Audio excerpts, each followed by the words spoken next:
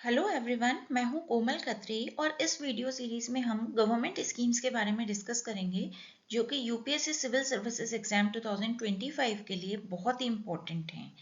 ये government schemes आपके दूसरे एग्जाम्स में भी काम आएंगी जैसे कि ईपीएफओ, सीटीएस एटसेट्रा। आज के इस वीडियो में हम प्राइम मिनिस्टर धन धान्य कृषि योजना के बारे में डिस्कस करने वाले हैं। चलिए स्टार्ट करते हैं आज का वीडियो। प्राइम मिनिस्टर धन धान्य कृषि योजना, ये स्कीम जो है हमारे इस साल के बजट यूनियन बजट 2025 में अनाउंस की गई है हमारी finance minister Mrs Nirmala Sitharaman के द्वारा। और ये एक बहुत ही इम्पोर्टेंट इनिशिएटिव माना जा रहा है एग्रीकल्चर सेक्टर के लिए। इस स्कीम में क्या होगा, बेसिकली 100 डिस्ट्रिक्ट्स को सिलेक्ट किया जाएगा पूरे कंट्री में से। कौन से 100 डिस्ट्रिक्ट्स होंगे जिसमें कि लो एग्रीकल्चरल प्रोडक्टिविटी है, यानी कि कृषि उत्पादकता बहुत ही कम है, या फिर मॉडरेट क्रॉप इंटेंसिटी वहां पाई जाती है, या फिर वहां पे बिलो एवरेज क्रेडिट पैरामीटर्स हैं, यानी कि वहां के किसानों को लोन आसानी से उपलब्ध नहीं होते हैं या वाजिब दरों में उपलब्ध नहीं होते हैं। तो ऐसी 100 डिस्ट्रिक्ट्स को सिलेक्ट किया जाएगा और वहाँ पे इनिशिएटिव्स लिए जाएंगे जिससे कि एग्रीकल्चरल प्रोडक्टिविटी को बढ़ाया जा सके, कृषि उत्पादन में बढ़ोतरी आ सके, इरिगेशन यानी कि सिंचाई के लिए सुविधाओं को बढ़ाया जा सके, क्रॉप डाइवर्सिफिकेशन को एनकरेज किया जा सके। क्रॉप डाइवर्सिफिकेशन यानी एक ही भूमि पे अलग अलग टाइम पे अलग अलग फसलों का उत्पादन करना। साथ ही साथ वहाँ पे फिनेंशियल एक्सेस को भी इम्प्रूव किया जाएगा फार्मर्स के लिए, यानी कि वहाँ के किसान आसानी से वाजिब दर पे लोन पा सकेंगे।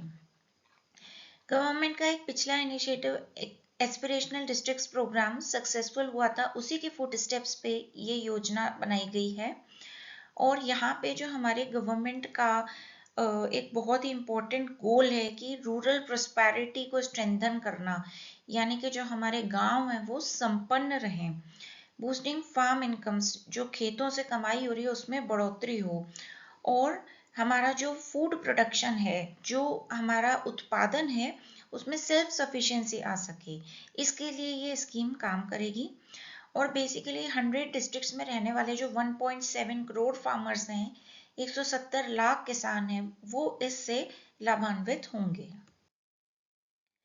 Now we will discuss about the objectives of this scheme. So first objective is enhancing agricultural productivity, यानी कि कृषि के जो उत्पादन हमें मिल रहा है उसमें बढ़ोतरी होगी।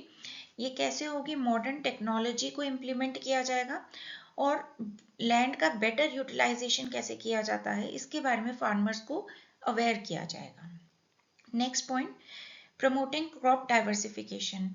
फार्मर्स को अवेयर किया जाएगा, एजुकेट किया जाएगा कि उनकी भूमि पे हर बार अलग अलग फसलों का उत्पादन कैसे किया जाए, जिससे कि उनकी इनकम में भी स्टेबिलिटी आ सके।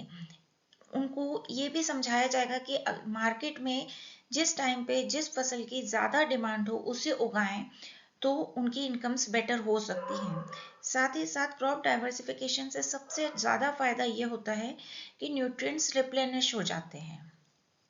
Next point, strengthening post harvest infrastructure. एक बार फसलों की कटाई हो जाए उसके बाद जो उत्पादन है उसे कैसे प्रिजर्व करके रखा जाए, उसे कैसे संभाल के रखा जाए जिससे कि वो आगे चल के खराब ना हो, इसके लिए इंफ्रास्ट्रक्चर की जो ज़रूरत है उसकी आपूर्ति की जाएगी। स्टोरेज और प्रोसेसिंग यूनिट्स को इस्टेब्लिश किया जाएगा पंचायत और ब्लॉक लेवल्स पे।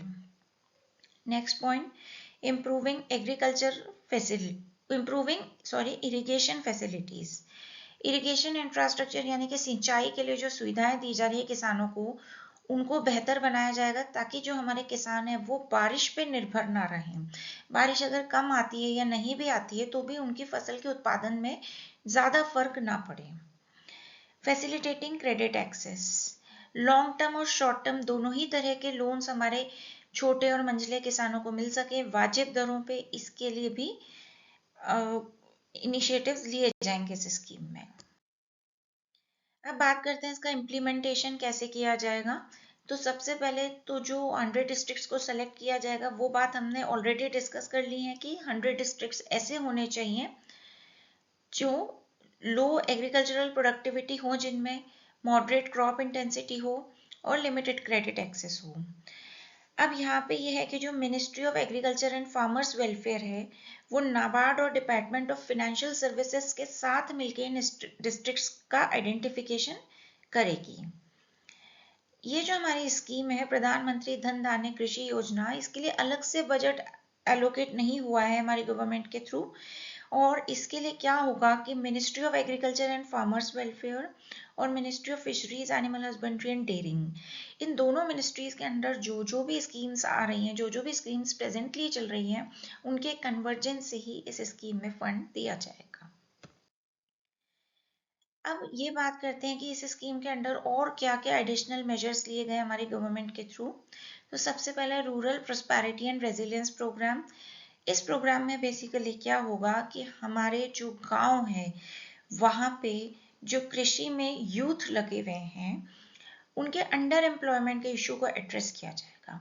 अंडर एम्प्लॉयमेंट क्या होता है कि मान लीजिए फुल डे की जगह उनको हाफ डे का ही वर्क मिला हुआ है, या फिर उनके वर्क में उनकी जो स्किल्स हैं उनका पूरा यूज नहीं हो पा रहा है, तो ये दोनों ही कंडीशंस अंडर एम्प्लॉयमेंट के अंदर आती हैं। तो इसके रिगार्डिंग इनिशिएटिव्स लिए जाएंगे कि यूथ में अंडर एम्प्लॉयमेंट की समस्या को एड्रेस किया जा सके। ये स्कीम फोकस करेगी कि जो हमारे यूथ हैं, गांवों में जो यूथ हैं, उनकी अच्छे से स्किलिंग की जा सके, उनको तरह तरह के स्किल्स सिखाए जा सके जिससे कि वो अपना जीवन यापन अच्छे से कर सकें। उसके साथ साथ एग्रीकल्चर इंफ्रास्ट्रक्चर में भी इन्वेस्टमेंट किया जाएंगे। टेक्नोलॉजी ड्राइवन सॉल्यूशंस होंगे हायर फार्म इनपुट के लिए कि कैसे हम टेक्नोलॉजी का यूज करके ज़्यादा इनपुट ले सकते हैं। और साथ ही साथ रूरल एंटरप्रेन्योरशिप को भी एनकरेज किया जाएगा।